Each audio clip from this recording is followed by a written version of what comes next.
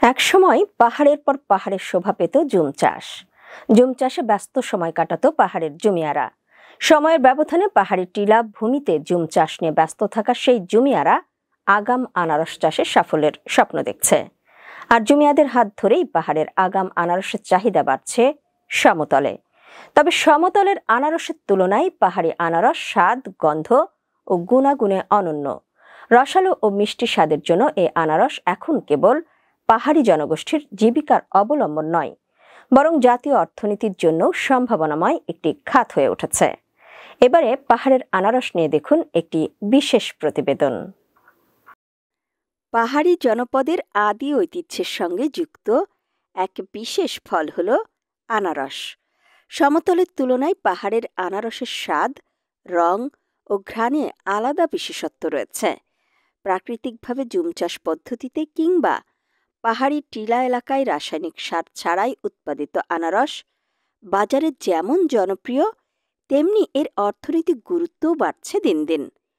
Chittagong hill tracts, Bandarban, Rangamati, Khagrachari অঞ্চলে পাহাড়ি আনারস চাষ হয়ে আসছে বহু বছর ধরে।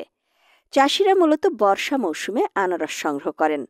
পাহাড়ি মাটিতে প্রাকৃতিক জৈব উপাদান থাকায় এগুলো অতিরিক্ত যত্ন ছাড়াই বেড়ে ওঠে।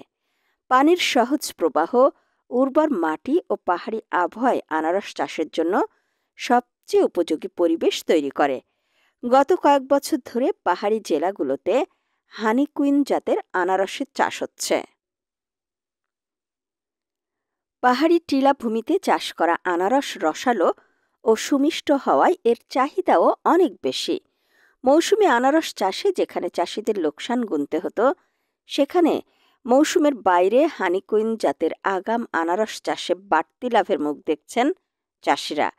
পাহাড়ি আনারস সাধারণত আকারে বড়, রসালো এবং মিষ্টতায় ভরপুর।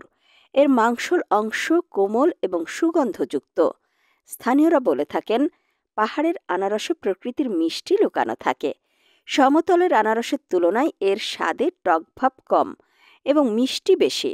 স্থানীয় বিভিন্ন জেলা থেকে আসা পাইকারদের হাত ধরেই পাহাড়ের আগাম আনারস জায়গা করে নিয়েছে ঢাকা, চট্টগ্রাম, কুমিল্লা, ফেনী ও নোয়াখালী সহ দেশের বিভিন্ন জেলায়। পাহাড়ের বিভিন্ন বাগান থেকে আগাম আনারস সংগ্রহ করে নোয়াখালীর বিভিন্ন হাটবাজারে বিক্রি করেন পাইকারি ব্যবসায়ীরা। সরাসরি চাষিদের কাছ থেকে সংগ্রহ করার কারণে কম দামে কিনতে পারেন তারা।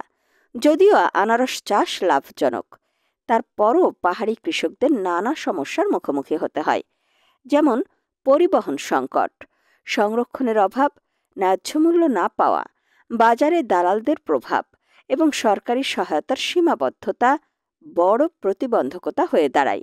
এ কারণে অনেক সময় কৃষকরা পর্যাপ্ত লাভ পান না। তাই যথাযথ পরিকল্পনা ও সরকারি উদ্যোগ গ্রহণ করলে পাহাড়ি আনারসকে দেশের একটি ব্র্যান্ড পণ্য হিসেবে গড়ে তোলা সম্ভব। আধুনিক সংরক্ষণ ব্যবস্থা, প্রশিক্ষণ এবং সরাসরি বাজারজাতকরণের সুযোগ তৈরি হলে পাহাড়ি আনারস দেশের অর্থনীতিতে গুরুত্বপূর্ণ অবদান রাখতে পারবে। পাহাড়ি আনারস কেবল একটি ফল নয়, এটি পাহাড়ি জনগোষ্ঠীর সংস্কৃতি, জীবিকা ও প্রকৃতির সঙ্গে নিবিড় সম্পর্কের প্রতিচ্ছবি। তাই এই আনারসকে জাতীয় ও আন্তর্জাতিক বাজারে সঠিকভাবে উপস্থাপন করা গেলে পাহাড়ি কৃষক ও দেশের অর্থনীতির জন্য নতুন সম্ভাবনার দুয়ার উন্মুক্ত হবে।